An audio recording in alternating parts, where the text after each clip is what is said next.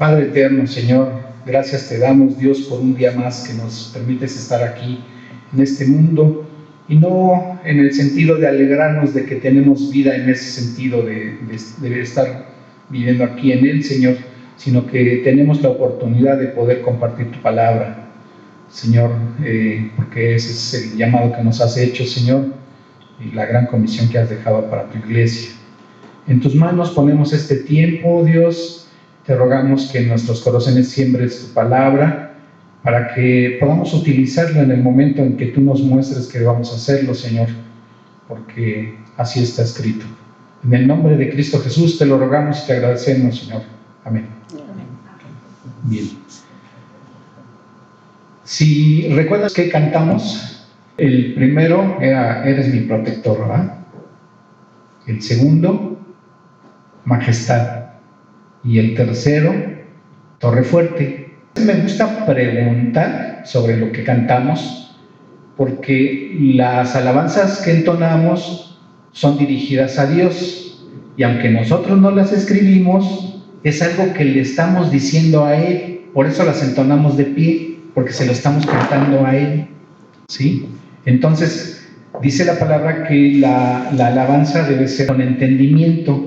Nos podríamos ir a Juan capítulo 4, a donde el Señor Jesucristo se encuentra con la samaritana y empiezan a tener un diálogo ahí, y el tema que sale es la adoración, y el Señor Jesucristo le dice a la samaritana que la adoración debe ser en espíritu y en verdad.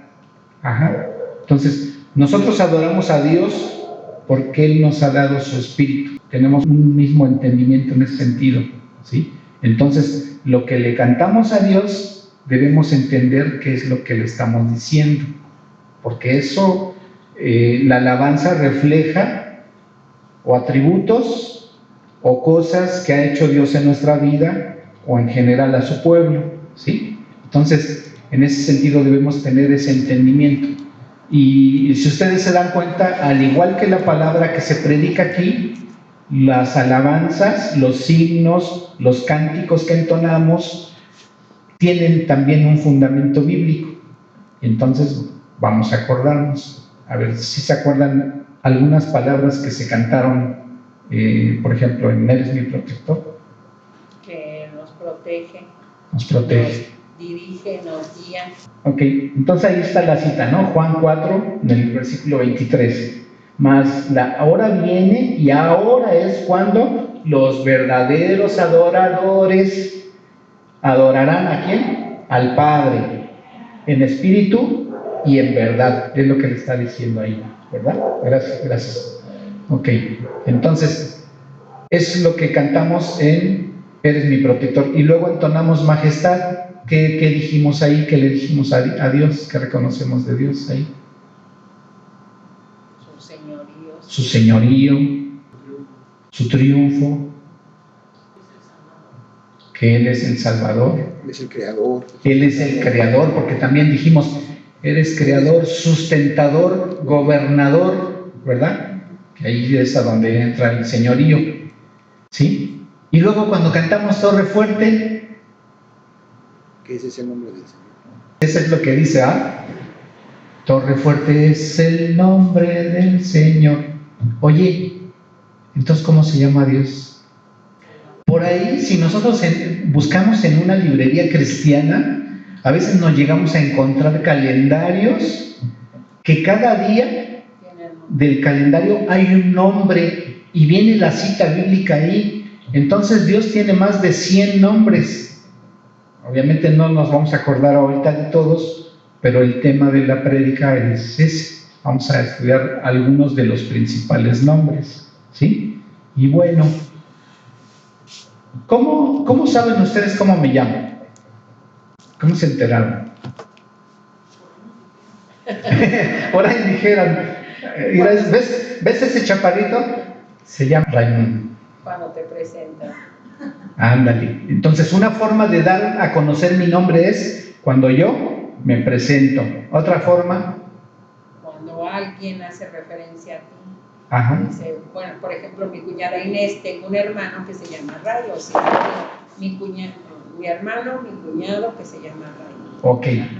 Y entonces ya hay otra referencia. Otra referencia. Ok. ¿De qué manera podría surgir otra referencia al nombre de alguien? Tu acta de nacimiento.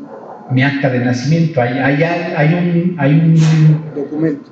un documento, hay un escrito, hay un libro que dice mi nombre, ¿no? ¿Se acuerdan que hemos estudiado en Apocalipsis? Que dice que nuestros nombres están En el libro de... En el libro de la vida. en el libro de la vida. Okay. Otra alusión al nombre de alguien, Tu trabajo. mi trabajo. Entonces, o sea, si soy bueno en lo que hago, en mi trabajo, pues alguien va a recomendarme, ¿no? Y entonces va a decir, mira, Raye, pues es bueno en esto, ¿no? Y entonces me va a recomendar, ¿sí? Entonces, ¿el nombre es importante? Sí. Sí, muy importante. Entonces, cuando nace un bebé, los papás se empiezan a poner de acuerdo. A veces la familia ahí empieza a hacer sugerencias. No, pues ponle que el nombre de su papá, no, pues que el de su abuelito, no, que el del artista, porque están viendo la comedia, ahí también sale el nombre, ¿no? Y muchas veces, cuando le ponen un nombre a un bebé, resulta que se lo ponen porque se escucha bonito. Pero fíjense que el origen de los nombres es muy, muy importante para Dios, porque el nombre refleja algo de la personalidad de esa persona. A ver, levante la mano, ¿quién de aquí sabe el significado de su nombre? La hora de pasar aceite. Sí. Consejero. ¿Sabe alguien más su significado, no? Bueno, mi mamá, nosotros no nos buscaban el nombre por el significado, realmente era por el día en que nacíamos. Sí. Entonces era, pues este nombre te tocó en el calendario y este nombre te pongo. Uh-huh. Sí, a veces tiene que ver también la creencia de las personas, ¿no?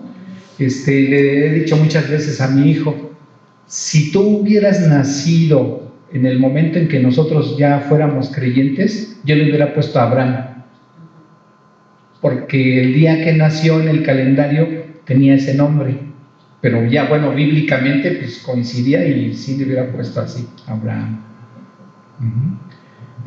Pablo también sabe el significado de su nombre, ¿te acuerdas? Y lo comenté aquí una vez. Ajá. Pablo Uziel. Resulta que también en el pueblo de Israel ellos ponían a veces el nombre a sus hijos de algo conforme a lo que Dios había hecho en sus vidas. Ajá. O alguna promesa que había hecho Dios a su pueblo. Entonces recordábamos que mi esposa, estando embarazada ya a unos días, a escasa una semana de que naciera Pablo, tuvo un accidente, se cayó sentada.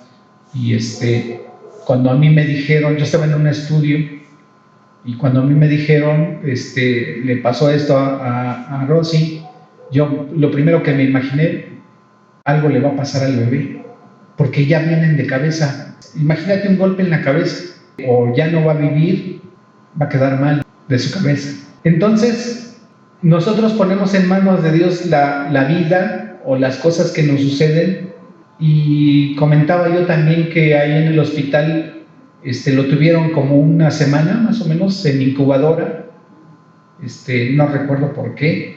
Lo que sí recuerdo es que el pediatra de ahí del hospital me dijo, su bebé va a tener que ser operado. Bueno, nos dio la explicación ahí, y que no iba a poder hablar si no se le hacía esa operación.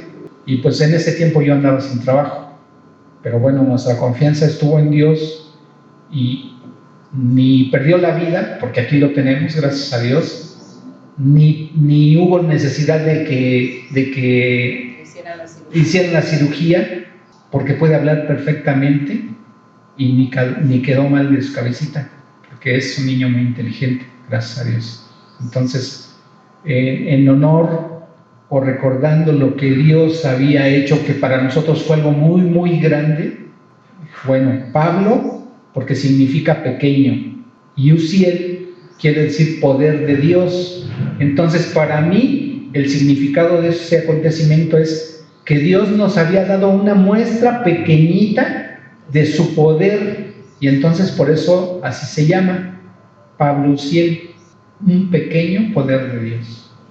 ¿Sí? Entonces para nosotros fue algo muy, muy significativo. Pero entonces, bueno, vamos a ver. Y vámonos a Génesis 1:1.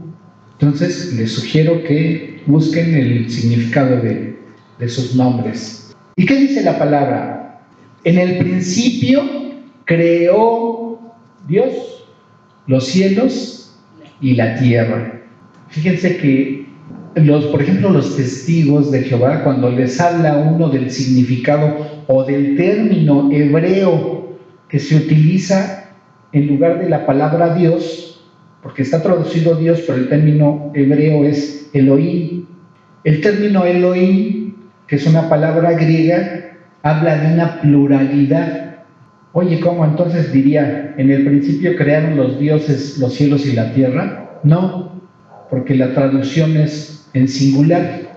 Oye, pero entonces, ¿qué me quieres decir? A ver, si yo hablo de el equipo, el América, hablo de uno solo, hablo de algo en singular, pero el equipo América está integrado, digo, cuando juegan, obviamente son más, por 12 jugadores, ¿sí? Entonces, implícitamente estoy hablando de los 12 jugadores, pero estoy utilizando un término en singular cuando me refiero al equipo del América, ¿sí? Entonces, aquí la palabra Elohim está hablando de una pluralidad que integra la deidad, y es la primera referencia que a nosotros nos da un entendimiento de saber que Dios es plural en ese sentido. ¿Por qué?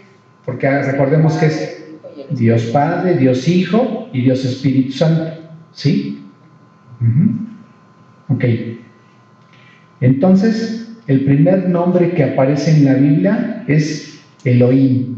Así como se escucha, así se escribe Elohim. A veces decimos Elohim o Elohim, ¿sí? Es una palabra hebrea. Okay. A veces escuchamos al pueblo judío que dice el Elohim Yisrael, una frase hebrea que quiere decir el Dios de Israel. Pero si vamos, por ejemplo, a Génesis 33:20, ahí el contexto está hablando del reencuentro de dos hermanos, que uno es Esaú y el otro es Jacob. Pero el caso es de que se reencuentran. Había una persecución por parte de Esaú por algo que le había hecho Jacob y lo quería matar. Pero bueno, al final la historia nos revela que hubo un encuentro feliz.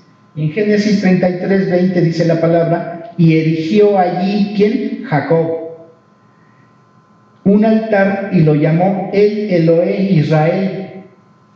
Entonces, cuando dice Elohe, es una variante de Elohim. Y entonces esa frase nos está diciendo que habla de el Dios poderoso de Israel. Entonces ya vemos que están identificando un atributo de parte de Dios, su poder, ¿sí? Entonces, esas son las primeras referencias que hay de Dios. Entonces, cuando nosotros nos encontramos en la Biblia, cuando la estamos estudiando, la palabra Dios, hay un término, ¿sí? Si estamos estudiando el Antiguo Testamento, hay un término hebreo. Si estamos estudiando el Nuevo Testamento, hay un término griego, ¿sí? Pero siempre para no confundir al lector, sobre todo lo traducen como Dios, sobre todo en algunas partes del Antiguo Testamento o del Nuevo, y en el Nuevo también lo traducen como Señor, que ya hemos mencionado que utilizan un término griego que es Kyrios o Kurios, pero es el término que se refiere a Dios como Señor, no como decirle a un vecino, oiga Señor, fulanito, ¿no? ¿Sí? Aunque parecen o se pronuncian igual, el significado es muy, muy, muy diferente, ¿sí? Es bueno, si nos referimos, por ejemplo, al idioma inglés, sería como decirle a alguien mister, es señor, pero si en lugar de utilizar la palabra mister, le digo lord, el nivel es más alto. Entonces, si yo digo mi lord, pues le estoy diciendo a mi señor, alguien que es mi señor o que yo considero mi señor. Sería ahí más marcada la diferencia entre términos, ¿sí? Ok. Entonces, Elohim deriva de esa raíz que significa fuerte o poderoso, por eso la variante que veíamos ahorita ahí, ¿sí? Ok. Oye, y entonces Jehová, vámonos a Éxodo 3. Entonces, ¿se acuerdan que Moisés había matado a un egipcio porque estaba maltratando a un hebreo? Y entonces sale, lo defiende, empiezan a luchar. Obviamente Moisés estaba adiestrado en el arte de la lucha y la guerra, porque lo consideraban como un hijo del faraón o de la hija del faraón. Entonces obviamente le enseñaron el idioma, le enseñaron las artes, le enseñaron ciencia que estaba vigente. Acuérdense que los ricos, los poderosos, pues obviamente les dan toda la enseñanza a sus hijos. Entonces él tenía esa facilidad. Entonces lo mata, pero como las leyes en Egipto eran muy rigurosas, si se llegaba a enterar el faraón, pues lo iban a tener que matar, porque había matado a un egipcio. Y entonces él huye de Egipto. Y llega a un lugar en el desierto, a donde se encuentra con quien él hace su mujer y con quien es su suegro. Y entonces dice Éxodo 3:1, apacentando Moisés las ovejas de Jetro, que era su suegro, sacerdote de Madián, llevó las ovejas a través del desierto y llegó hasta Horeb, monte de Dios. Y se le apareció, fíjense aquí vamos a ver algo muy interesante. Y se le apareció ¿quién? El ángel de Jehová. Los testigos de Jehová dirían que un ángel se le apareció. Nosotros identificamos en algunos pasajes al ángel de Jehová como el Señor Jesucristo. Entonces, cuando encontramos en el Antiguo Testamento que se menciona en un pasaje el ángel de Jehová, a nosotros inmediatamente nos viene a la mente el Señor Jesucristo, el ángel de Jehová. Y dice, se le apareció el ángel de Jehová en una llama de fuego en medio de una zarza. Y él miró y vio que la zarza ardía en fuego.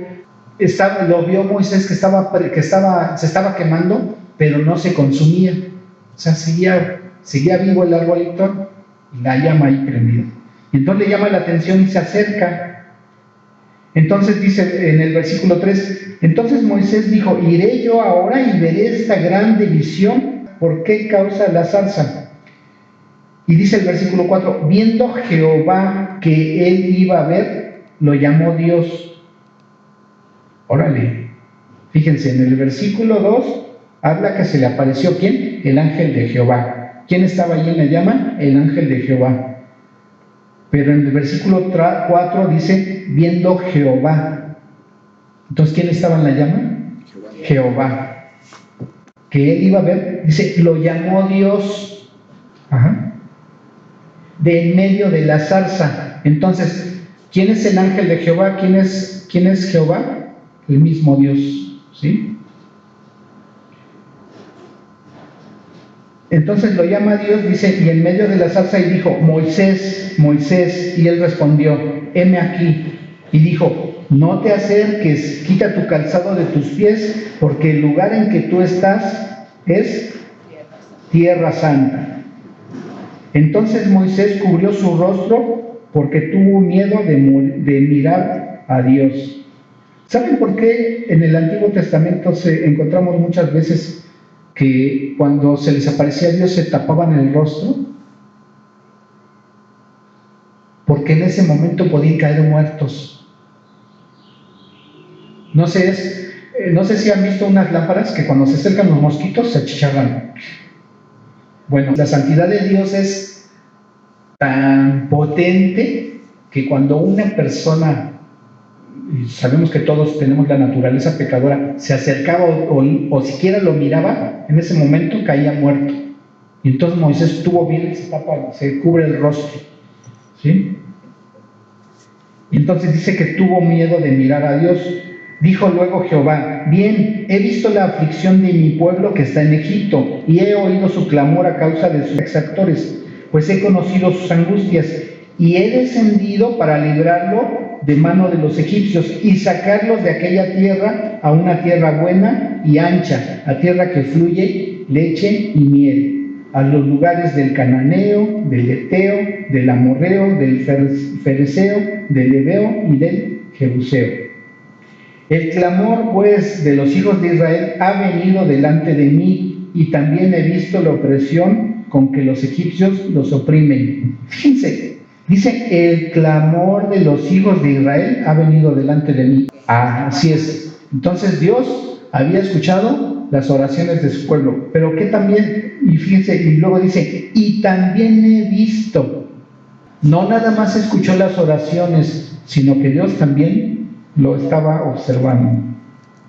Versículo 10: ven por tanto ahora y te enviaré a Faraón para que saques de Egipto a mi pueblo y los hijos de Israel.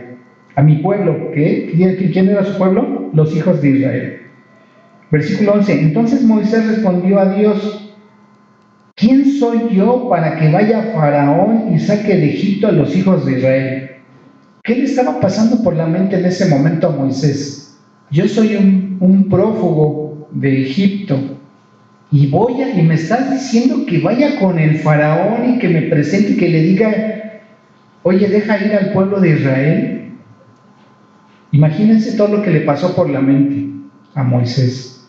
No, pues ahí apenas llegue yo a la puerta, me van a decir: a ver, chaparrito, vente para acá, tú te fuiste y esto, ¿no? Y Faraón me va a decir: ¿y tú quién eres para venir a darme órdenes? Por sin embargo, Dios le está diciendo: ve y dile a Faraón. ¿Por qué? Porque Dios lo estaba mandando. Entonces, versículo 12: y él respondió: ve, porque yo estaré contigo, y esto te será por señal que yo te he enviado. Cuando hayas sacado de Egipto al pueblo, serviréis a Dios sobre este monte. Entonces, ¿a dónde Dios los quería traer? Al monte de Horeb. Versículo 13: dijo Moisés a Dios: he aquí que llego yo a los hijos de Israel y les digo: el Dios de vuestros padres me ha enviado a vosotros. Si ellos me preguntaren: ¿cuál es su nombre?, ¿qué les responderé? Y respondió Dios a Moisés.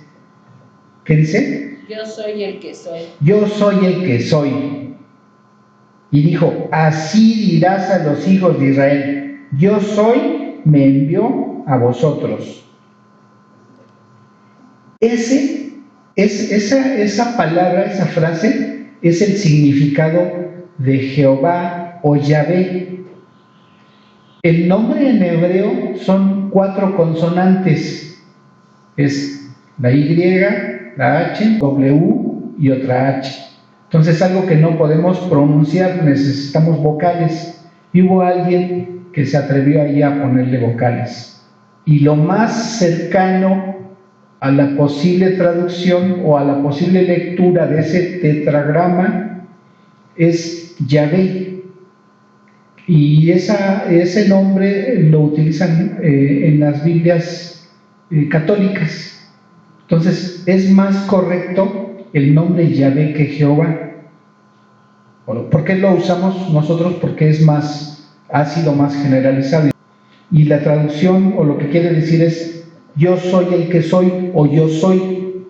¿Y qué significa eso? Es que le está diciendo: yo soy el que siempre ha existido. Nadie me creó, nadie me crió, nadie me generó. Siempre he existido y siempre existiré. Es lo que le está diciendo: yo soy. Entonces, cuando escuchamos esa frase de parte del Señor, es el que siempre ha existido, el que siempre es. Por eso cantábamos hace rato que siempre es y que siempre será. ¿Se acuerdan? Que por eso les decía, recordémonos lo que le estamos diciendo a Dios. ¿Dónde estamos diciendo en ese momento? Le estamos cantando a su nombre. Ajá. Reconocer que Él siempre ha existido y siempre es y siempre será. Por eso dice la palabra que Él es el mismo de ayer, hoy y siempre. Ajá. Ok. Entonces, ahí se presenta el Señor, ahí le está diciendo quién es. Pero le vuelvo a decir, versículo 15. Además dijo Dios a Moisés: así dirás a los hijos de Israel. Y entonces le dice su nombre: Jehová, el Dios de vuestros padres, el Dios de Abraham, el Dios de Isaac y Dios de Jacob, me ha enviado a vosotros. Este es mi nombre para siempre. Con él se me recordará por todos los siglos.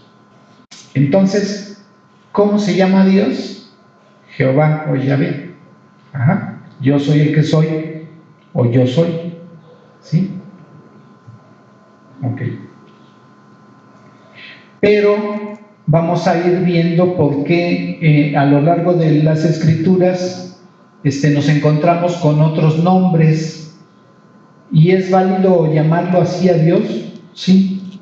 Sí, porque también Él se sigue revelando y Él sigue mostrando sus atributos y acepta y recibe el nombre que le va dando las personas, su pueblo. ¿Sí? Ok. Entonces, tenga presente que dijo ahí: yo soy. Ahora, vamos a regresarnos tantito al nombre de Elohim. Decíamos que Elohim habla de una pluralidad y ese nombre se refiere a su atributo como creador y como poderoso. Ajá.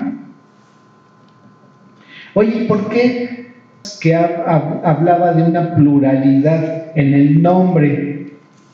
Y vamos a ver el fundamento bíblico. Okay.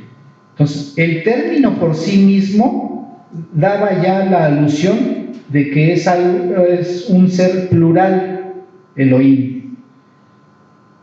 Y entonces, ¿qué nos dice Juan 1:1? En el principio era el verbo, y el verbo era con Dios, y el verbo era Dios. Y cuando decimos el verbo, ¿a quién se está refiriendo? A nuestro Señor Jesucristo. ¿Sí? Y entonces está diciendo que era Dios. Y si era Dios, ¿qué implica? Que siempre ha existido. Y si es Dios, ¿qué más implica? ¿Qué dijimos que significa Elohim? Pluralidad. Una pluralidad y utiliza su atributo como creador, como poderoso, que puede crear. Veamos el versículo 2. Fíjense, era en el principio con Dios. Todas las cosas que por Él, ¿quién? Por Jesucristo, fueron hechas, y sin Él nada de lo que ha sido hecho fue hecho. Está diciendo que si Él no hubiera participado, ni nosotros existiríamos, ni el mundo, ni las estrellas, ni los cielos. ¿Por qué? Acuérdense que dice Génesis 1:1: en el principio creó Dios los cielos y la tierra. Ajá. Y entonces, ¿quién estaba creando? Dios. ¿Qué Dios? Dios el Padre, pero también Dios el Hijo. Oye, ¿y el Espíritu Santo? Sí, también, porque el versículo 2 en Génesis nos dice que el Espíritu de Dios se movía sobre la faz de la tierra. Entonces los tres estaban en ese momento creando, ¿sí? Entonces, versículo 3: todas las cosas por Él fueron hechas, y sin Él nada de lo que ha sido hecho fue hecho. Versículo 10: en el mundo estaba, ¿y qué? Y el mundo por Él fue hecho. Y el mundo por Él fue hecho. Hasta ahí nos quedamos. Okay. Vamos a ver Colosenses 1:16. 1:16. Sí. Dice la palabra: porque en Él, ¿en quién? En Cristo, fueron creadas todas las cosas que hay. ¿Dónde? En los cielos. Entonces no está diciendo nada más de la tierra, sino las estrellas y los demás planetas, los meteoritos, las lunas, todo eso. ¿sí? Porque en Él fueron creadas todas las cosas, las que hay en los cielos y las que hay en la tierra, visibles e invisibles. Y cuando dice sean tronos, sean dominios, sean principados, sean potestades, todo fue creado por medio de Él. Y cuando estamos leyendo ahí de tronos, dominios, principados, potestades, se está refiriendo la palabra a los demás seres espirituales, que vienen siendo los ángeles, y los ángeles que se opusieron a Dios siguiendo a Satanás, que ahora son los demonios. Entonces los demonios antes eran ángeles, Satanás antes era un querubín que resguardaba el trono de parte de Dios. Y dice el versículo 17, y Él, ¿quién? Cristo, es antes de todas las cosas, y todas las cosas en Él subsisten. Entonces ese versículo es válido que lo mostremos a los testigos de Jehová cuando nos quieren decir que Cristo es creado. Jamás la Escritura dice que Él fue creado, ¿sí? ¿Por qué?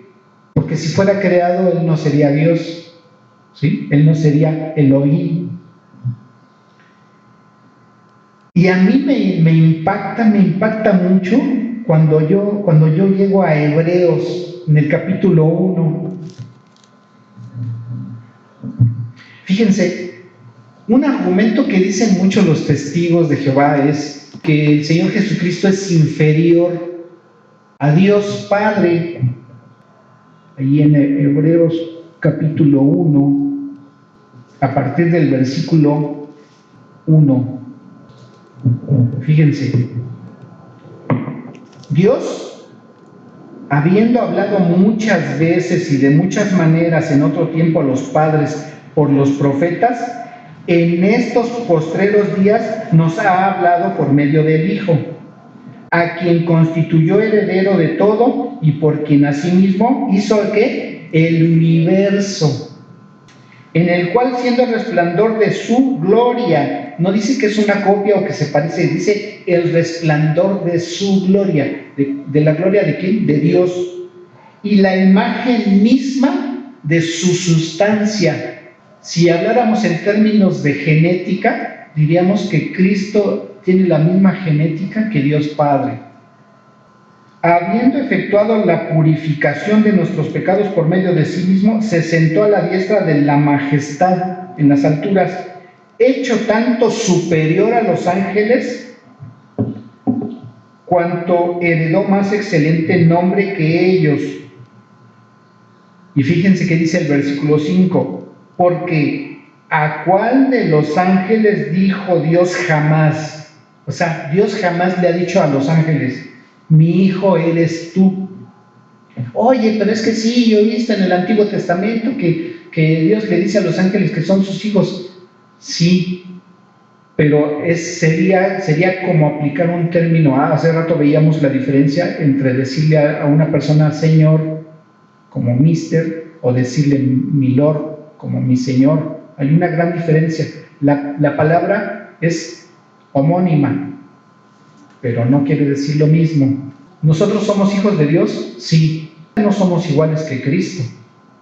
No tenemos esa condición.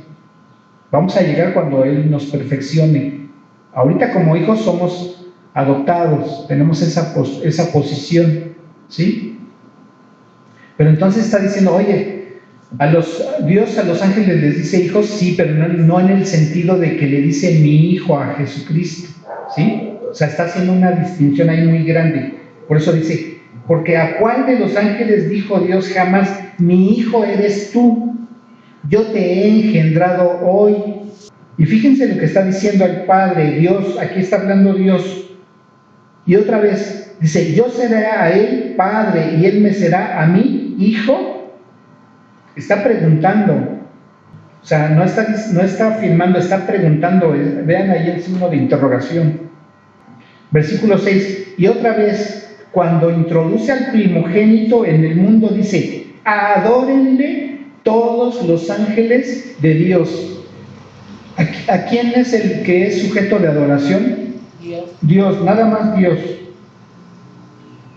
Ciertamente de los ángeles dice, el que hace a sus ángeles espíritus y a sus ministros llamas de fuego. Mas del Hijo dice, tu trono, oh Dios.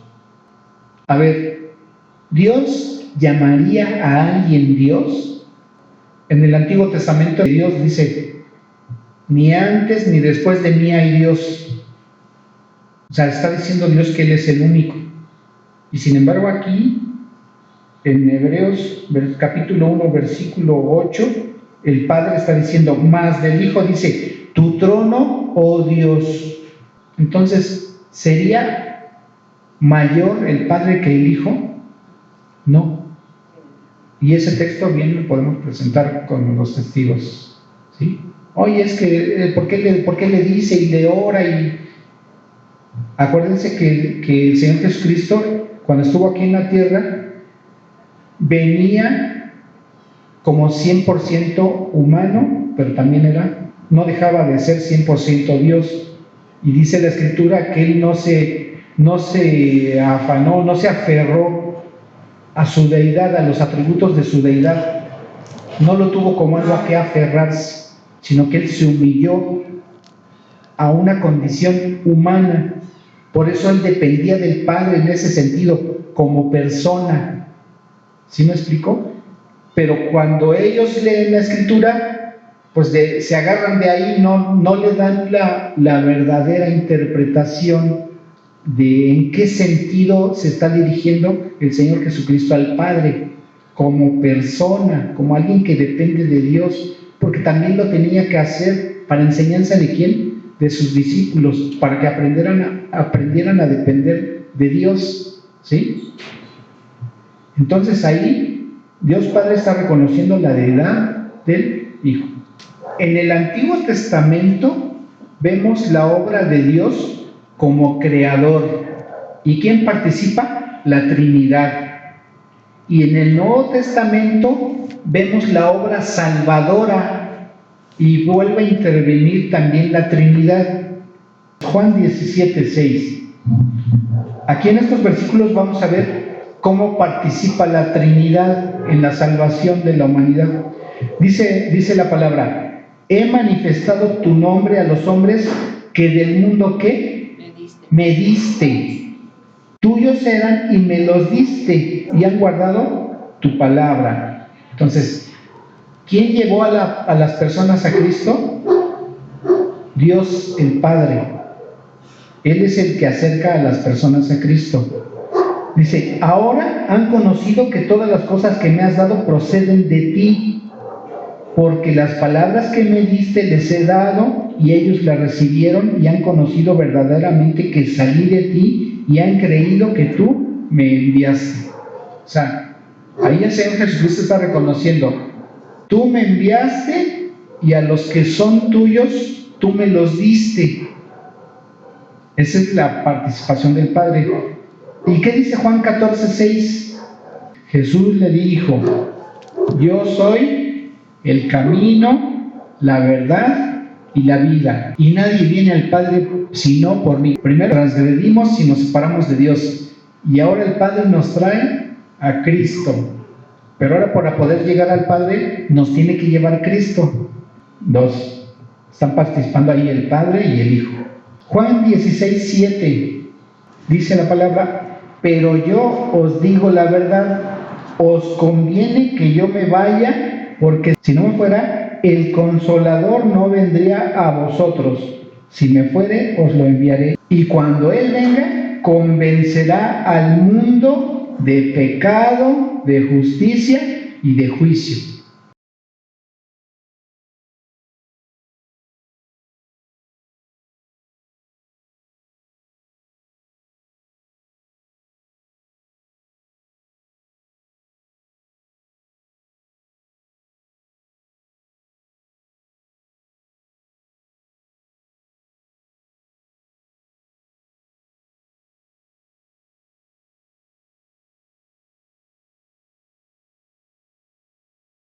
Entonces, cuando me acerco a compartirle el Evangelio a una persona, ¿quién está ahí? El Espíritu Santo, pero también el Padre y también el Hijo. ¿Por qué? Porque acuérdense que el Padre nos creó y nos está llevando a Cristo. ¿Y el Espíritu Santo qué va a hacer?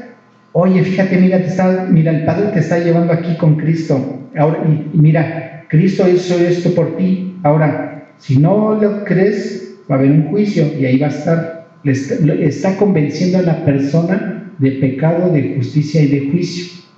¿Qué estoy haciendo yo? Nada más presentarle lo que está escrito. ¿Sí?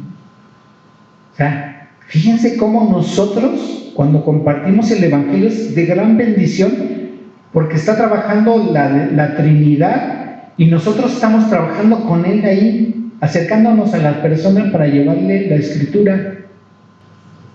Qué bendición, ¿no?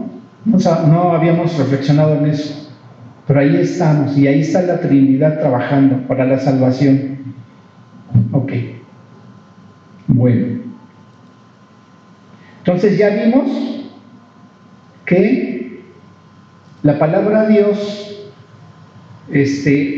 no necesariamente es nada más algo que se refiere a la deidad, sino que detrás de lo que se ha traducido como Dios puede haber un término griego que puede ser Elohim o Yahvé o Jehová, ¿sí?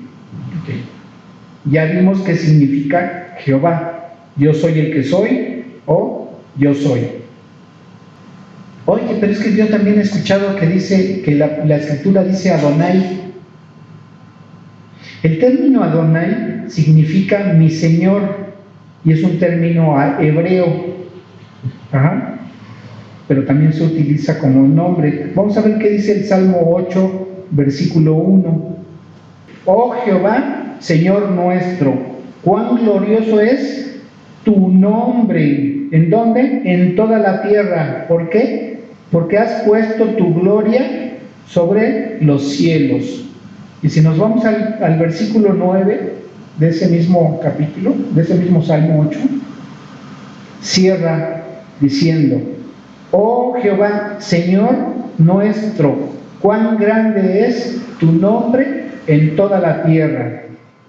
¿Sí? Y ese término Adonai, fíjense que se aplica también en un pasaje profético que tuvo cumplimiento en el tiempo de Cristo. Vamos a Isaías capítulo 40, versículo 3.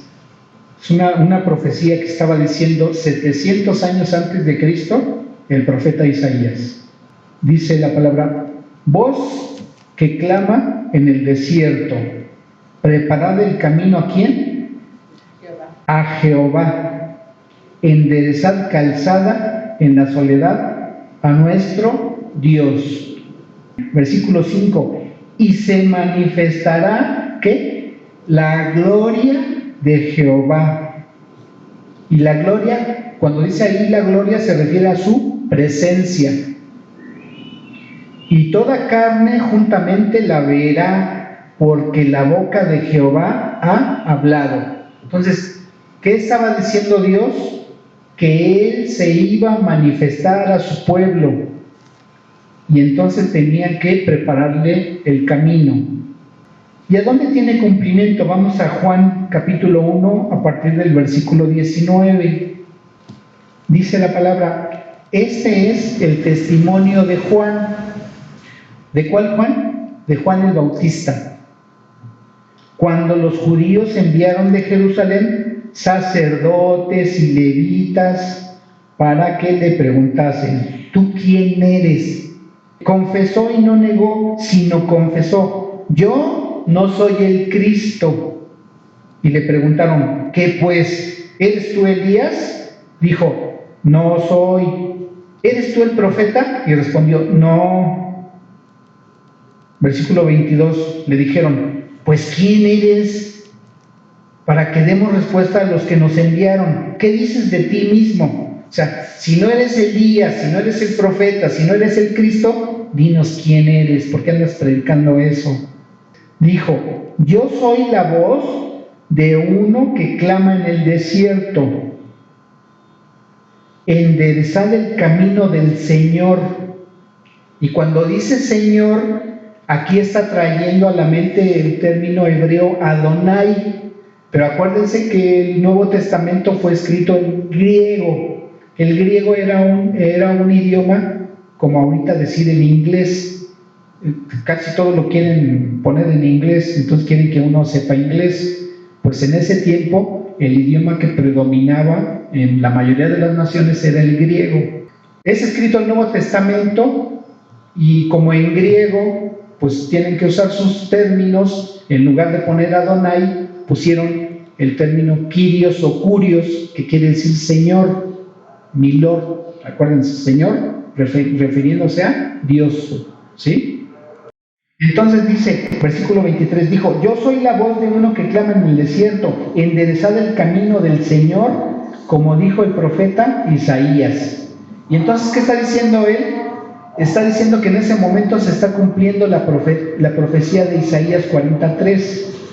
Ahora, fíjense que cuando nosotros le queremos decir a los testigos que Jesucristo es Dios y citamos el pasaje de la profecía de Isaías 43, ellos dicen: no, es que no es Dios, no se está refiriendo a Dios. Dios está mandando a alguien en su nombre. Oye, yo vengo de parte de Dios. Pero no es así. ¿Por qué? Fíjense, vamos a regresarnos tantito a Isaías 43. Voz que clama en el desierto, preparad el camino ¿a quién? A Jehová. No está diciendo al que voy a enviar, a mi enviado o a mi mensajero. Está diciendo preparad el camino a Jehová. Era Dios mismo. Enderezar el camino del Señor, enderezar el camino de Adonai, enderezar el camino de Dios, enderezar el camino de mi Señor. ¿Sí? Entonces, hasta aquí nos vamos a quedar. Acuérdense, ya vimos el término Dios, el término Elohim, el término Jehová y el término Adonai, que su equivalente en griego es Kyrios o Curios. ¿Sí? Vamos a orar. Padre eterno, cuán maravillosa es tu palabra, Señor, y en ella está, Señor, lo que tú nos has querido decir de ti mismo, revelarnos quién eres, que eres el Todopoderoso, nuestro Señor y Salvador, que eres quien nos sustenta, eres quien nos provee, eres quien nos protege. Señor, te agradecemos porque tú eres excelente, Señor, eres el ser supremo en todos los sentidos, en el amor que manifiestas a la humanidad, en tu sabiduría, en tu poderío, en tu amor, en tu justicia y en tantos atributos, Señor, que podríamos mencionar aquí que tú eres. Gracias por ser, Señor. Gracias porque tú eres el yo soy, porque tú eres el yo soy, Señor. Gracias por revelarnos, porque no teníamos ningún derecho de pedirte cuentas en el sentido de saber quién eres, y sin embargo te ha placido revelarnos en tu palabra que eres tú el que está al pendiente de nosotros. Gracias, Señor. Te rogamos que quede sembrada tu palabra en nosotros para que podamos presentar defensa a quien nos demande razón de eso en quien nosotros creemos, Señor. Gracias, en el nombre de Cristo Jesús. Amén. Que después vamos a ir viendo otros. No vamos a ver todos porque nos llevaríamos todo el año predicando sobre el nombre, pero sí los principales.